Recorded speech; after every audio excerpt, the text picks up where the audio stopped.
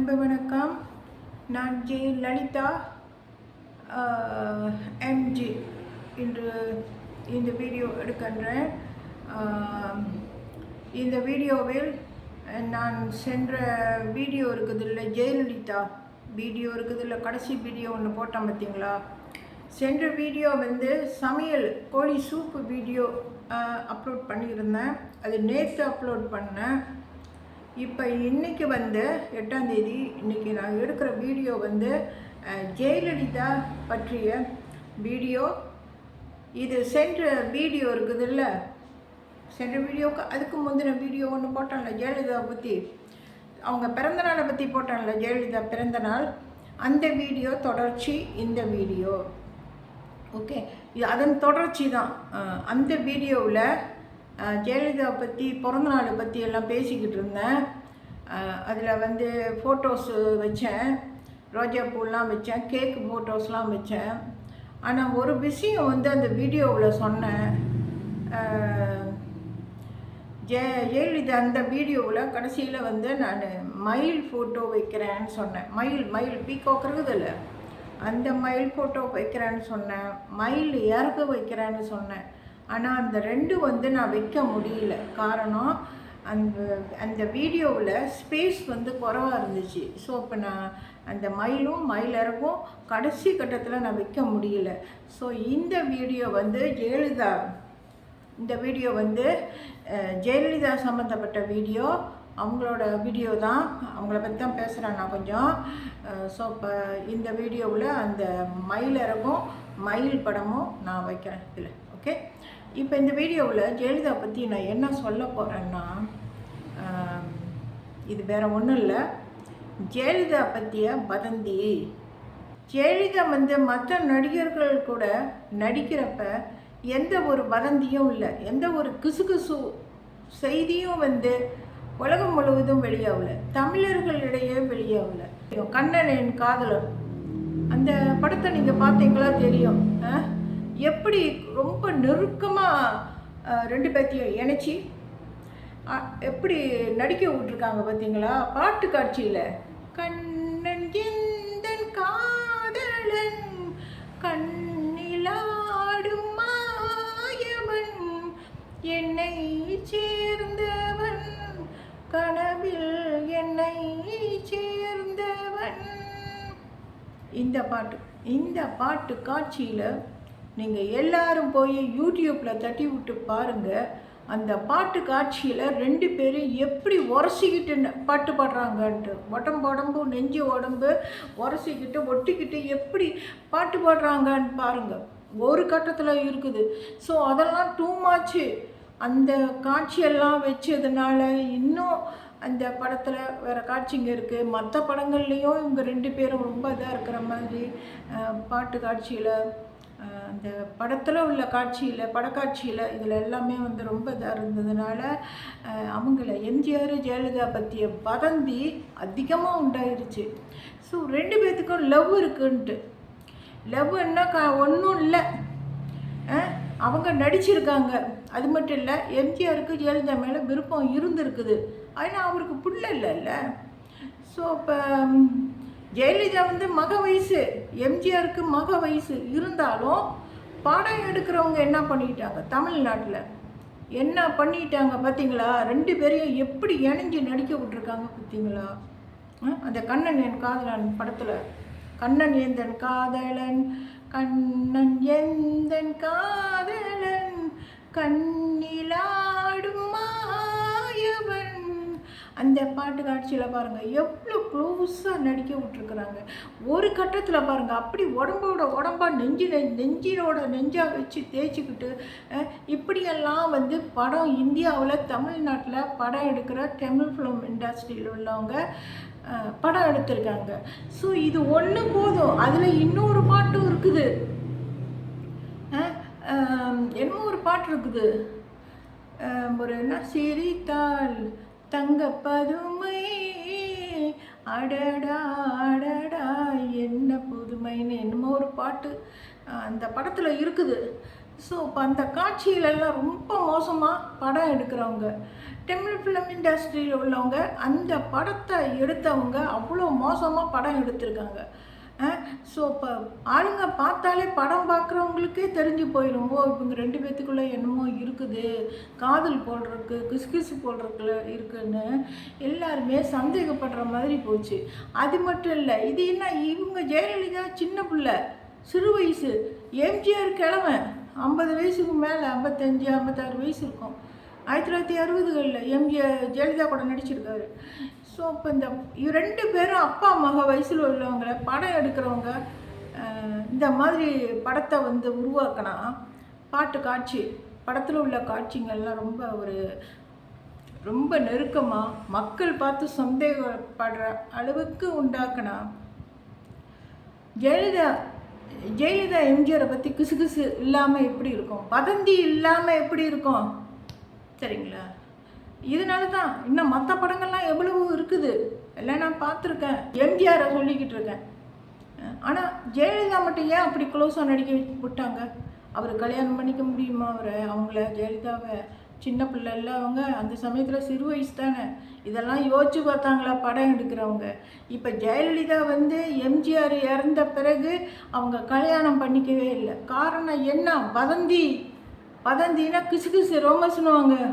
அதனாலேயே அவங்க கல்யாணம் பண்ணிக்கல. ஜெயலலிதா வாழ்க்கை போச்சு வீணா. உடம்பும் பருத்து போகிறோம். 40 வயசுக்கிட்டெல்லாம் உடம்பு தடிச்சிருச்சு. அவங்க அம்மா சந்தியா மாதிரி தாய் மாதிரி பிள்ளை. அப்புறம் என்ன பண்ணுறது? அவங்களும் அரசியலில் வந்தாங்க. அதுக்கு பிறகு எம்ஜிஆர் இறந்த பிறகு இருந்தாங்க. சீக்கு வந்து இறந்துட்டாங்க. ஸோ அவங்க கல்யாணம் பண்ணிக்க முடியாமல் போனதுக்கு யார் காரணம் அது தெரியுங்களா? படம் எடுக்கிறவங்க. அந்த காலத்துலலாம் படம் தமிழ் ஃபிலிம் இண்டஸ்ட்ரியில் படம் வச்சு எடுத்தாங்களே எம்ஜிஆர் ஜெயலலிதா பற்றி, அவங்கனால போச்சு அவங்க வாழ்க்கை. எப்படி கல்யாணம் பண்ணிக்கிறது நானுன்னு யோசிச்சுருப்பாங்க. ஏன்னா என்னையும் எம்ஜிஆரையும் வச்சு எல்லாம் கதை கட்டி கிசுகிசு எல்லாம் வெளியாக்கிட்டாங்களே, யார் நம்மளை வந்து கல்யாணம் பண்ணிக்க போகிறான்னு ஜெயலலிதா யோசிச்சுருப்பாங்க. அதனால அவங்க வந்து கல்யாணமே பண்ணிக்கல, வேண்டாம். எம்ஜிஆருக்கும் நம்ம மேலே ஆசை இருந்திருக்கு அவருக்கு. ஸோ எதுக்கு நம்ம போய் வேறு கல்யாணம் பண்ணிக்கணும்? வதந்தி வேறு முக்கால்வாசி. அவர் இறந்த பிறகு கல்யாணம் பண்ணியிருப்பாங்க. இந்த வதந்தினால் போச்சு. வதந்தின்னா என்ன தெரியுங்களா? கிசுகிசு. ஸோ இப்போ இப்படி இருக்கிறனால அவங்க எப்படி வந்து கல்யாணம் பண்ணுவாங்க? யார் கல்யாணம் பண்ணிக்கு வருவாங்க? ஸோ இப்போ அவங்களுக்கு வந்து ஜெயலலிதாவுக்கு வந்து இது ஒரு மன கவலை வந்துருச்சு. கல்யாணம் பண்ணிக்கல, எனக்கு கல்யாணமே வேண்டான்ட்டு விட்டுட்டாங்க. ஸோ இப்போ இது வந்து எதனாலனா வதந்தினால தான் இந்த மாதிரி போச்சு. ஜெயலலிதா வாழ்க்கை வீணாக போச்சு. ஜெயலலிதா பற்றி நினைக்கல அவங்க. எம்ஜிஆர் தான் முக்கியம் அவங்களுக்கு. அந்த பிள்ளை ஜெயலலிதா வாழ்க்கை போச்சா? கடைசியில் கல்யாணம் பண்ணாங்களா? இறந்துட்டாங்களா அந்த அம்மா? ஸோ இதெல்லாம் யாருனால படம் எடுக்கிறவங்கனால. சரி, இப்போ அதாவது வதந்தினா வந்து ரொம்ப ஆபத்து. வதந்தினால ஒருத்தவங்களோட வாழ்க்கையே வீணாக போயிடும். இன்னொன்று பாருங்கள், இந்த ஜான் எஃப் கென்னடி தெரியுங்களா? இந்த பக்கம் வைக்கிறேன். ஜான் எஃப் கென்னடி தான். இவர் பார்த்தீங்களா? இவரை பற்றியும் வதந்தி அந்த காலத்தில். அதாவது இவரை பற்றி என்ன வதந்தின்னா, இவருக்கும் மர்லின் மோன்ரோ இருக்காங்கல்ல, மர்லின் மோன்ரோ ஹாலிவுட் ஆக்ட்ரஸ்ஸு. இந்த ஃபாக்ஸ் மூவி ஸ்டூடியோவில் அந்த காலத்தில் ஹாலிவுட்டில் நடித்தாங்களே மர்லின் மோன்ரோ, அவங்கள பற்றியும் ஜான் எஃப் கென்னடி பற்றியும் கிசுகிசு காதல் அப்படின்னு எல்லா வதந்தியை உண்டாக்கி விட்டு கடைசியில் வந்து என்னாச்சு? இவங்க மர்லின் மோன்ரோ பாட்டு பாடுறதுக்கு இந்த நிகழ்ச்சி நடத்துகிற மண்டபத்துக்கு போயிருக்காங்க. அங்கே பாட்டும் பாடியிருக்காங்க, ஃபோட்டோ எடுத்துக்கிட்டாங்க. ஜான் எஃப் கென்னடி கூட எல்லாம் சாப்பிட்ருக்காங்க, ஃபோட்டோ எடுத்துருக்காங்க, சாப்பிட்ருக்காங்க. இவ்வளோ தான். எல்லாம் பப்ளிக்காக தான் நடந்தது. தனிப்பட்ட முறையில் எங்கேயும் போய் ரூமில் உட்காந்து எதுவுமே அவங்க பண்ணலை. சரி, இப்போ அதை உட்காந்து தனியாக எதுவுமே பேசலை. போனாங்க, வந்தாங்க, முடிஞ்சது, வீட்டுக்கு போயிட்டாங்க. அவங்கள அனுப்பி விட்டது யார் தெரியுங்களா? அந்த ஜான் எஃப் கென்னடியோட பிறந்த நாளுக்கு பாட்டு பாடுறதுக்கு மர்லின் மோன்ரோவை அனுப்பி விட்டது யாருன்னா ஹாலிவுட் கம்பெனி. இந்த இங்கிலீஷ் படம்லாம் எடுப்பாங்களே அந்த காலத்தில், இப்போ இந்த காலத்துலேயும் தான் ஹாலிவுட் கம்பெனி இருக்குது. அந்த காலத்தில் 1950s 50s 60s 40s இதில் எல்லாம் ஹாலிவுட் கம்பெனி இருக்குது. 70ஸ்லேயும் இருக்குது, 80ஸ்லேயும் இருக்குது. ஒவ்வொரு காலகட்டத்துலேயும் அந்த ஹாலிவுட் கம்பெனி இன்னும் இருந்துக்கிட்டு தான் இருக்குது. ஸோ 50s 60s அந்த டைமில் இவர் ஜான் எஃப் கென்னடி பிரசிடெண்ட்டாக இருந்திருக்காரு. ஸோ இப்போ இவங்க பாட்டு பாட வந்துவிட்டு சந்தேகப்பட்டு ஜான் எஃப் கென்னடியை வந்து மெர்லின் முன்ரோ காதல் பண்ணுறாங்க, விருப்பப்பட்டிருக்காங்க. ஸோ அப்போ வந்து அவர் கல்யாணம் பண்ணிக்க முடியல. அதனால தான் மெர்லின் முன்ரோ இறந்துட்டாங்க. தூக்க மாத்திரை சாப்பிட்டு இறந்துட்டாங்களாம். அதுக்கு வந்து ஜான் எஃப் கென்னடி தான் காரணமா. அப்படி கதையை உண்டாக்கிட்டாங்க வெள்ளைக்காரனுங்க. யார்? யூஎஸ்ஏ நாட்டில் உள்ள வெள்ளைக்காரனுங்க. ஸோ இப்போ அதனால என்ன ஆச்சுன்னா இப்போ அனுப்பி விட்டது மெர்லின் முன்ரோவை ஜான் எஃப் கென்னடி பாட்டு பிறந்த நாளுக்கு பாட்டு பாட அனுப்பி விட்டது ஹாலிவுட் கம்பெனி. அதுதான் அனுப்பி விட்டுருக்குது. அவங்களே ஹாலிவுட் கம்பெனியை அனுப்பி விட்டுவிட்டு இவரை பற்றி அவதூறாக பேசலாமா? மெர்லின் முன்ரோ அதுக்கு பிறகு கொஞ்ச நாள் சென்று பாட்டு பாடிட்டு போயிட்ட பிறகு கொஞ்ச நாள் சென்று மெர்லின் முன்ரோ இறந்துட்டா. தூக்க மாத்திரை சாப்பிட்டு இறந்துட்டா. அந்த தூக்க மாத்திரை சாப்பிட்டதுக்கு காரணம் இவர் ஜான் எஃப் கென்னடி தான். இவர் மேலே உள்ள ஆசைனால தான் மெர்லின் முன்ரோ சூசைட் பண்ணிக்கிட்டு தூக்க மாத்திரை சாப்பிட்டு அவங்க இறந்துட்டாங்கன்ட்டு ஹாலிவுட் கம்பெனி நினச்சிருக்குது. தெரியுங்களா? ஹாலிவுட் கம்பெனி சந்தேகப்பட்டுருச்சு ஜான் எஃப் கென்னடி மேலே மெர்லின் முன்ரோக்கு ஆசை இருந்திருக்குது.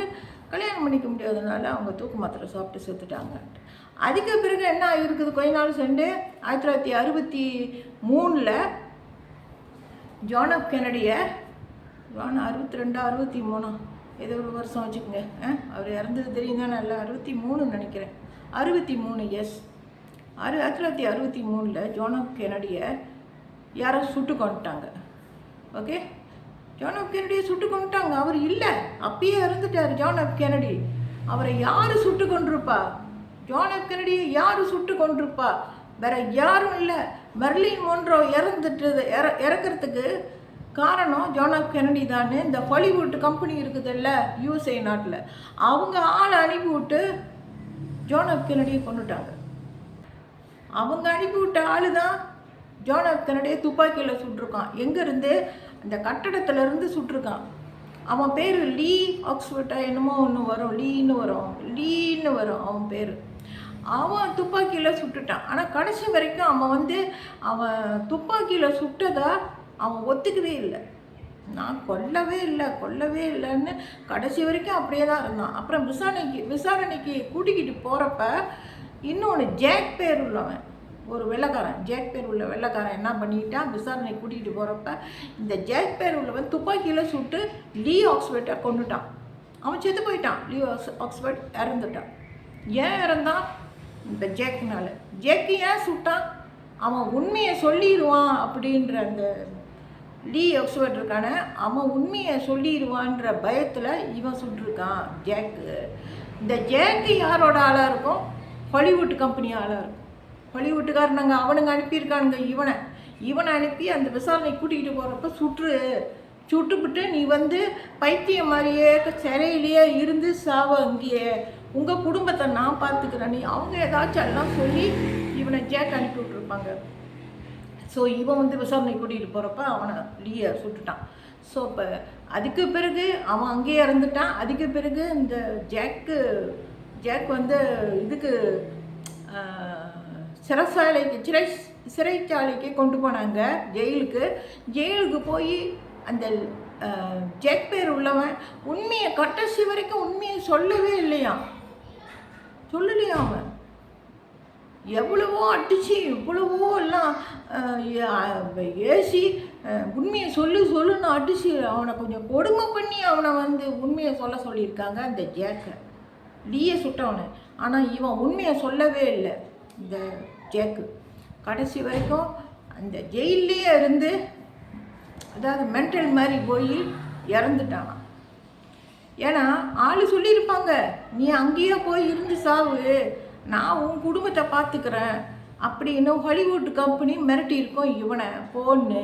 இவனுக்கு ஜேக்குக்கும் கண்டிப்பாக வந்து குடும்பம் இருக்கும்.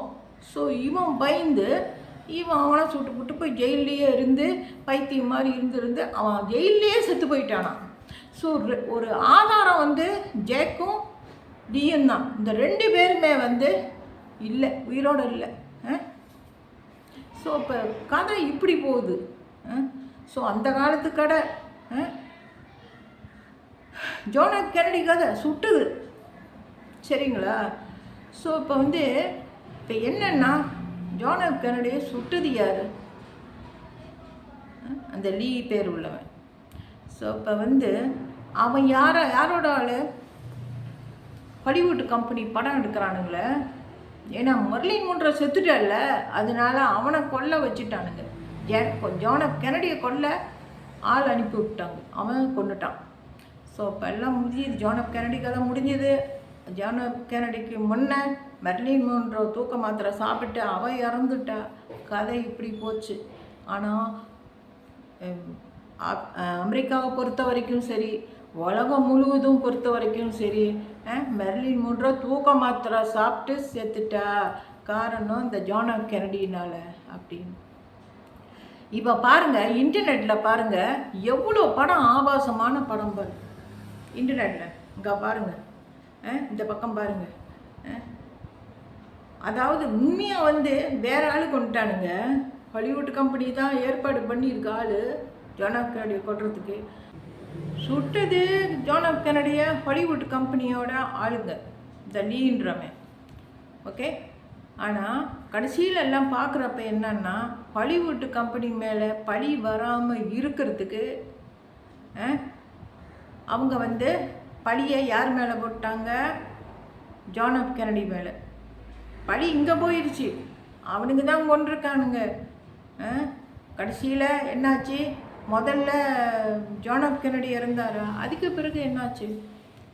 அவரோட ஜான் எஃப் கென்னடியோட தம்பி ராபர்ட் கென்னடி, அவரையும் கொண்டுட்டாங்களே.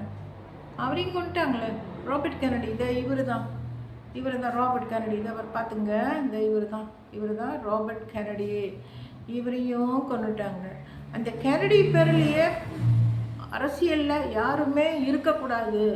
ஜான் எஃப் கென்னடி குடும்பத்தை சேர்ந்தவங்க எந்த ஒரு வாரிசும் வந்து அரசியலில் இருக்கக்கூடாதுன்ற கெட்டணத்தில் என்ன பண்ணிட்டாங்க? அந்த ராபர்ட் கென்னடி இருக்காருல்ல, அவர் வந்து அவர் பேர் வந்து பாபி கென்னடின்னு வரும். பாபி. ஸோ இப்போ அவரை தம்பியை கொண்டுட்டாங்களா? ஜான் எஃப் கென்னடி தம்பியை கொண்டுட்டாங்களா? சரி, இது வந்து அந்த காலத்து கதை. கென்னடிக்கு பிறகு இவங்க ராபர்ட் கென்னடி அண்ணன் தம்பி 2 பேரையும் சுட்டு கொண்டுட்டாங்க. ஓகே, கதை அப்படி போச்சு. அப்புறம் அதுக்கு பிறகு மற்ற பிரசிடெண்ட்லாம் வந்தாங்க. சரி, இப்போ இந்த ஹாலிவுட் கம்பெனி மேலே பழி வராமல் இருக்கணும்ன்ட்டு அவங்க நினச்சிருக்காங்க. அவங்க நினச்சதுனால தான் அவங்க தான் எல்லாத்துக்குமே காரணமாக இருந்தவங்க ஹாலிவுட் கம்பெனி. நம்ம வந்து சும்மா சொல்லக்கூடாது, அவங்க இல்லை அப்படின்னு நம்ம சொல்ல முடியாது. சும்மா நம்ம வந்து சொல்லக்கூடாது ஒருத்தர் மேலே தவறு இல்லாமல். ஆனால் அவங்க மேலே தவறு இருக்குது. அதுதான் நான் சொல்கிறேன். எனக்கு தெரியுது ஹாலிவுட் கம்பெனி தான் பண்ணியிருக்குதுன்னு. ஏன்னா அந்த ஹாலிவுட் கம்பெனியில் தானே மெர்லின் மொன்ரோ ஹாலிவுட் கம்பெனி நடிகை. ஸோ அவள் தூக்க மாத்திரை சாப்பிட்டு இறந்ததுக்கு ஜான் எஃப் கென்னடி தான் காரணம். அவர் மேலே உள்ள ஆசை அப்படின்னு. ஜான் எஃப் கென்னடியை சுடுறதுக்கு முந்தி மெர்லின் மொன்ரோ இறந்துட்டால. அதுக்கு பிறகு தான் ஜான் எஃப் கென்னடியை கொண்டாங்க. அப்புறம் அதுக்கு பிறகு ஜான் எஃப் கென்னடியோட தம்பி பதவிக்கு வந்தார். அவங்க ஜான் எஃப் கென்னடியோட தம்பி ராபர்ட் கென்னடியும் சுட்டு கொண்டுட்டாங்க. கதெல்லாம் போச்சு, அந்த காலத்து கதெல்லாம் இப்படி போச்சு. மெர்லின் மொன்ரோ, ஹாலிவுட் கம்பெனி, இந்த யார் John F Kennedy, Robert Kennedy, இதெல்லாம் வந்து எல்லாம் ஒன்று சம்மந்தப்பட்டது தான், ஒரே சம்மந்தப்பட்ட எல்லா விஷயம்தான். ஆனால் மெயின் வந்து யார்? Hollywood company. அதுதான் எல்லாத்துக்கும் காரணம். ஓகே, அந்த லீன்றவன் ஜேக்குன்றவன் சுட்டவன் இருக்கானே,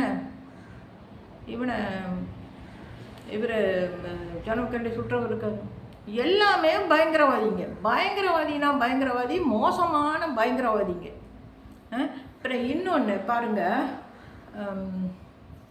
இன்னொரு விஷயம் சொல்கிறேன். மெர்லின் மொன்ரோ இறந்ததுக்கு என்ன காரணமாக இருக்கும்? அவள் ஏன் தூக்க மாத்திரை சாப்பிட்டு இறந்தான்னா, இன்னும் சொல்லிட்டா, அப்போ அவளோட 3வது புருஷன், இந்த சிகரெட்டு குடிச்சிக்கிட்டு இருப்பானே 3வது புருஷன் மெர்லின் மொன்ரோ 3வது கணவர், அவனுக்கும் மெர்லின் மொன்ரோவுக்கும் சண்டை வந்திருக்கும்.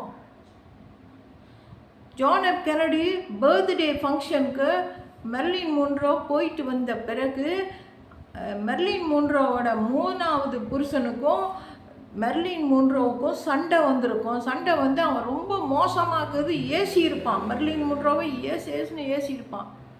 அந்த இது தாங்க முடியாமல் அவன் பேசின வார்த்தைகளை அவனால் மெர்லின் மொன்ரோனால் ஜீரணிக்க முடியாததுனால ரொம்ப மனசு வேதனைப்பட்டு அவள் தூக்க மாத்திரை சாப்பிட்ருக்கணும்.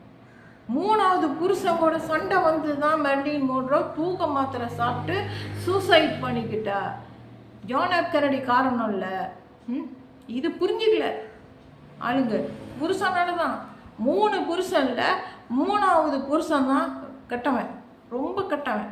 அந்த 3வது புருஷன் எங்கே உள்ளவன்னா, இந்த ஹாலிவுட் கம்பெனியில் இந்த கதைலாம், அதாவது நாடகம்லாம், அதாவது இந்த டைலாக்லாம் பேசுகிற வசனங்கள்லாம் எழுதுகிறவன், ஹாலிவுட் கம்பெனியில் வேலை செஞ்சவன், மெர்லின் மொன்ரோட 3வது புருஷன். அவன் கெட்டவன், அவன் ரொம்ப மோசம். 2வது புருஷன் பரவாயில்ல, இந்த 3வது மோசமானது சிகரெட்டு குடிச்சிக்கிட்டு இருப்பான் பாருங்க, இல்லை அவன் தான் ஏசி. என்னமோ மெர்லின் மொன்ரோவுக்கு மனசு வேதனை வந்து அவள் தூக்க மாத்திரையை சாப்பிட்டான்.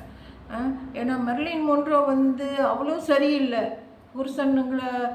புருஷனுக்கு கூட நல்ல விதமாக வீட்டில் இருந்து புருஷனுக்கு சாப்பாடு கொடுத்து நல்லா கவனித்து, படக்கம்பெனியில் கல்யாணம் பண்ணிட்ட பிறகு படக்கம்பெனின்னா அங்கேயே இந்த நேரம் இருக்கக்கூடாது. இவன் அங்கேயே தான் கலந்துருக்கா.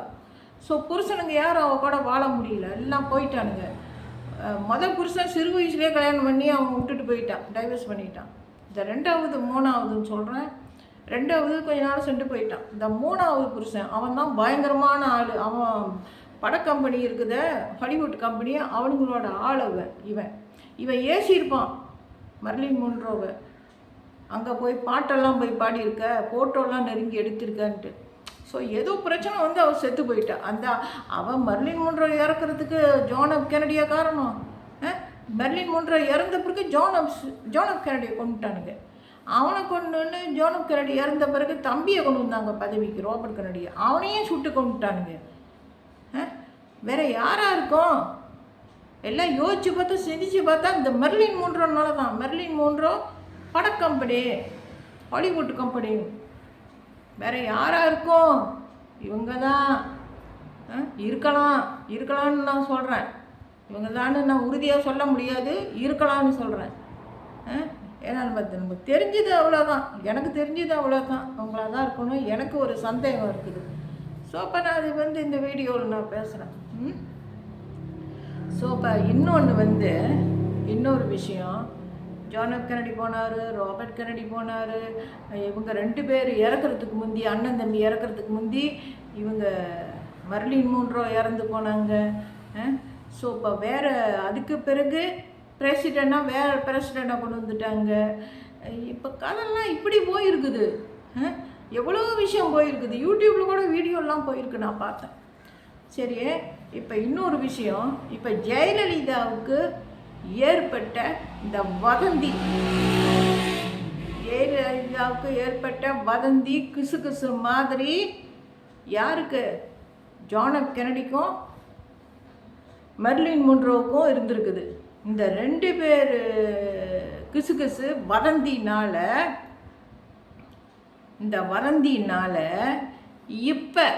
இப்போ கொஞ்ச நாளைக்கு முன்ன என்ன ஒரு விஷயம் பார்த்தேன்னா, இவங்க 2 பேரும் வதந்தி, அது அந்த காலத்து இதை இப்போ கொண்டு வரக்கூடாது. எதில் கொண்டு வந்திருக்காங்க? பிரிண்டர்ஸ் ஆப் தெரியுங்களா? இப்போ உலகம் முழுவதுமே பிரிண்டர்ஸ் பாய்க்கிறாங்க. ஓகே, பிரிண்டர்ஸ் ஆப் வந்து எதோட? அமெரிக்காவும் ஜப்பானும் சேர்ந்து நடத்துதான் அந்த பிரிண்டர்ஸ்ன்ற ஆப்பு. எல்லாத்துக்குமே தெரியும் பிரிண்டர்ஸ் ஆப்னா. அதில் ஃபோட்டோஸ் எல்லாம் நம்ம வந்து தேடுனா நம்மளுக்கு கிடைக்கும். என்னென்ன வேணுமோ நம்ம இதில் தட்டி விட்டு தேடுனா எல்லாம் கிடைக்கும். இப்போ நானும் அதில் இருக்கேன். நான் போய் எல்லாம் தேடி ஃபோட்டோஸ்லாம் எடுப்பேன். நிறைய வச்சுருக்கேன் ஃபோட்டோஸ்லாம். ஸோ அதில் வந்து நான் பார்த்தேன். இங்கே பாருங்கள், அதில் நான் ஒன்று பார்த்தேன். இப்போ இந்த ஜெயலலிதா பற்றி ரோமஸ்னு வதந்தின்னு சொன்னேன்ல. ஸோ அந்த வதந்தி மாதிரி ஜான் எஃப் கென்னடிக்கும் வதந்தி. அதெல்லாம் வந்து அந்த காலத்தில் உள்ளதை இப்பெல்லாம் கொண்டு வந்து என்ன பண்ணிட்டாங்கன்னா, இந்த பாருங்க மெர்லின் மோன்ரோ இவளோட ஃபோட்டோ நான் ப்ரீட்டர்ஸில் பார்த்தேன். இவன் ஜான் எஃப் கென்னடி தம்பி பாபி கென்னடி. ஜான் எஃப் கென்னடியோட தம்பி, அவன் பேர் ராபர்ட் கென்னடி அவன் பேர். ஆனால் பாபி கென்னடின்னுவாங்க. அவனோட ஃபோட்டோலாம் நான் பார்த்தப்ப, கென்னடி ஃபோட்டோ பார்க்குறப்ப அதில் கொண்டாந்து தவறுங்க. இது இங்கே இவ யார் தெரியுங்களா? Merlin Munro. இவனோட ஃபோட்டோவை நான் பார்த்தேன். இதை வந்து நான் டவுன்லோட் பண்ண முடியல, விடல. அவங்க ஸ்க்ரீன்ஷாட் பண்ணி எடுத்துட்டேன். பாருங்கள், எது டவுன்லோட் பண்ண முடியாதோ அதெல்லாம் ஸ்க்ரீன்ஷாட் பண்ணி நான் எடுத்துருவேன். முக்கியமான ஃபோட்டோவாக இருந்தால் பாருங்கள். இந்த ஃபோட்டோ பார்த்தீங்களா? மெர்லின் மோன்ரோ நிற்கிறா. அதில் என்ன எழுதியிருக்கு பார்த்தீங்களா? என்ன எழுதியிருக்குது நல்லா பொத்து கவனிங்க. மெர்லின் மோன்ரோவை கொன்னது ராபர்ட் கென்னடியா, பாபி கென்னடி. ராபர்ட் கென்னடி தான் ஜான் எஃப் கென்னடியோட தம்பி இருக்கான ராபர்ட் கென்னடி துப்பாக்கியில் சுட்டு கொண்டுட்டாங்கல்ல, அவன்தான் மெர்லின் மோன்ரோவை கொன்னானா. அவன் தான் தம்பி தான் கொன்னானா. ஜான் எஃப் கென்னடியோட தம்பி கொன்னானா மெர்லின் மோன்ரோவை. அவன் தான் கொண்டுட்டான் அப்படின்னு. இப்போ இந்த மாதிரி படம் போட்டிருக்காங்களே, ராபர்ட் கென்னடி தான் கொன்னா மெர்லின் மோன்ரோவன்ட்டு. இதெல்லாம் நம்புகிற மாதிரி இருக்கா? எதுக்கு போட்டாங்க ப்ரீட்டர்ஸில்? எதுக்கு போட்டாங்க இந்த ஃபோட்டோவை? அந்த காலத்து கதை வந்து ஹாலிவுட் கம்பெனினால் ஜான் எஃப் கென்னடி இறந்துட்டான். அவங்க ஆள் வச்சு கொண்டுட்டாங்க, முடிஞ்சுது. அது முந்தி உள்ளது முடிஞ்சுது. இப்போ வந்து மெர்லின் மோன்ரோட ஃபோட்டோவை இப்படி வச்சு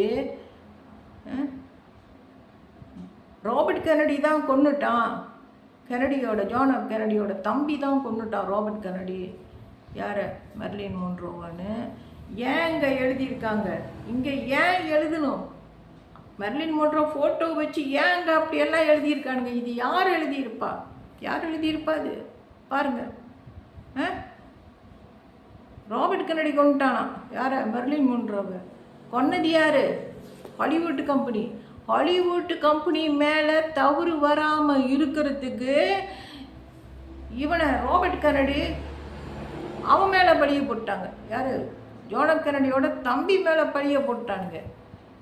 ஏன்னா ஹாலிவுட் கம்பெனி மேலே தவறு வரக்கூடாது, பழி எதுவுமே வரக்கூடாது. அவனுங்க என்ன பண்ணியிருந்தாலும் எதுவுமே யாருக்குமே தெரியக்கூடாது, எல்லாம் அமுக்கிடுவானுங்க. ஸோ இப்போ வந்து இந்த ஃபோட்டோவை இப்படி வச்சு மெர்லின் மோன்ரோவை என்ன சொல்லிக்க விரும்புகிறாங்கன்னா, பிரிண்டர்ஸில் உள்ளவங்க, அதில் வேலை செய்கிறாங்கல்ல பிரிண்டர்ஸில், அதில் உள்ளவனுங்க என்ன சொல்ல விரும்புகிறாங்கன்னா, இவங்க ராபர்ட் கென்னடி தான் கொன்னுட்டான். யாரை? மெர்லின் மோன்ரோவை அப்படின்னு சொல்லி காட்டிக்கிறாங்க. காரணம் என்ன? ஹாலிவுட் கம்பெனியை தப்பிக்க வைக்கிறதுக்கு இவர் ராபர்ட் கென்னடி மேலே பழிய போடுறானுங்க. ஸோ இப்போ இது பிரிண்டர்ஸில் யார் இப்படி இப்போ வச்சுருப்பா? அந்த ஃபோட்டோ மெர்லின் மோன்ரோ ஃபோட்டோவை யார் வச்சுருப்பா? ராபர்ட் கென்னடி பேரெல்லாம் ஏன் அங்கே வந்துச்சு? பாபி கென்னடி அவன் பேர் அப்படின்னு சொல்லுவாங்க. எப்படி அங்கே வந்துச்சு? யார் வச்சுருப்பா? இப்போ நான் அடிக்கடி போய் பிரிண்டர்ஸில் ஃபோட்டோலாம் நிறையா கொலெக்ட் பண்ணி வச்சுருக்கேன். இப்போ நான் பிரிண்டர்ஸ்க்கு அடிக்கடி போகிறதுனால அதெல்லாம் பார்த்து வச்சுருந்து யாரை கொண்டாந்து மெர்லின் மோன்ரோட ஃபோட்டோவை இப்படி வச்சுட்டாங்களா? இன்டர்நெட் இல்லை, அது பிரிண்டர்ஸில். அந்த ஆப் எங்கே உள்ளதுன்னு நான் வந்து இன்டர்நெட்டில் நான் போய் அங்கே போய் தட்டி விட்டு இந்த பிரிண்டர்ஸ் ஆப் வந்து எந்த நாட்டோடன்னு கண்டுபிடிச்சிட்டேன். அமெரிக்கா, ஜப்பான், இந்த 2 நாடும் சேர்ந்து இந்த பிரிண்டர்ஸ் வச்சுருக்கான். ஜப்பானாக இருக்க வாய்ப்பில்லை, அமெரிக்காவாக இருப்போம். யூஎஸ்ஏவோடன்னு போட்டிருக்குது, யூஎஸ்ஏ அண்ட் ஜப்பான்னு போட்டிருக்கு. அப்போ யூஎஸ்ஏக்காரங்க வெள்ளைக்காரனுக்கு தான் பண்ணுறானுங்க, அவனுக்கு தான் இந்த படம்லாம் வச்சுருக்கானுங்க. பாருங்கள், அமெரிக்காவில் தானே இருக்குது லாஸ் ஏஞ்சலஸு, அங்கே தானே ஹாலிவுட் கம்பெனி இருக்குது, அதில் தானே மர்லின் மோன்ரோ அந்த காலத்தில் நடிச்சு. அவங்க மேலே பழி வரக்கூடாது, எல்லாம் தூக்கி வேற ஆள் மேலே போட்டுருணும் பழியை. இப்படி பண்ணிட்டாங்க, எல்லாம் வதந்தினால. வதந்தி வதந்தி வதந்தி. அவனுங்கெல்லாம் படம் எடுக்கிறவனுங்க வெள்ளைக்காரனுங்க, எப்போ கட்டிக்காரனுங்க தெரியுங்களா? சரி, இப்போ பிரிண்டர்ஸில் யார் கொண்டாந்து வச்சுருப்பா? வெள்ளைக்காரன் தான் வச்சுருக்கான், வேறு யார் வச்சுருக்க முடியும்? சீனா வைக்கமானா? ஜப்பான் நாட்டோட ஆப் ஒன்றும் போட்டிருக்குது பிரிண்டர்ஸ் ஆப்பு, ஆனால் ஜப்பான்காரனுங்க வச்சுருக்க முடியுமா? கண்டிப்பாக முடியாது. இது வெள்ளைக்காரனுங்க வச்சுருக்கானுங்க, அமெரிக்காக்காரனுங்க, யூஎஸ்ஏக்காரனுங்க வச்சுருக்கானுங்க, தெரியுங்களா? வெள்ளைக்காரனுங்களுக்கு எதுக்கு இந்த கெட்ட புத்தி?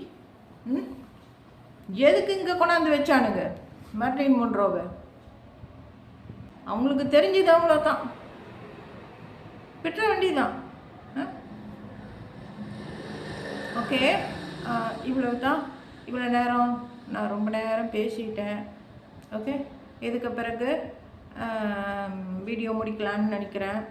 வீடியோ முடிக்கிறதுக்கு முந்தி இந்த மயில் இறகையும் ஜெயலலிதா ஃபோட்டோவையும் கடைசியில் நான் வைக்கிறேன், சும்மா கொஞ்சம் வைக்கிறேன். ஓகே, இவ்வளோ தான். இதோட நான் வீடியோ முடிச்சுக்கிறேன். அனைவருக்கும் ஒரு தேங்க்ஸ் சொல்லிக்கொண்டு பாய் சொல்லிக்கிறேன். பாய். ஓகே, ஸ்டாப் பண்ணுறேன் வீடியோ.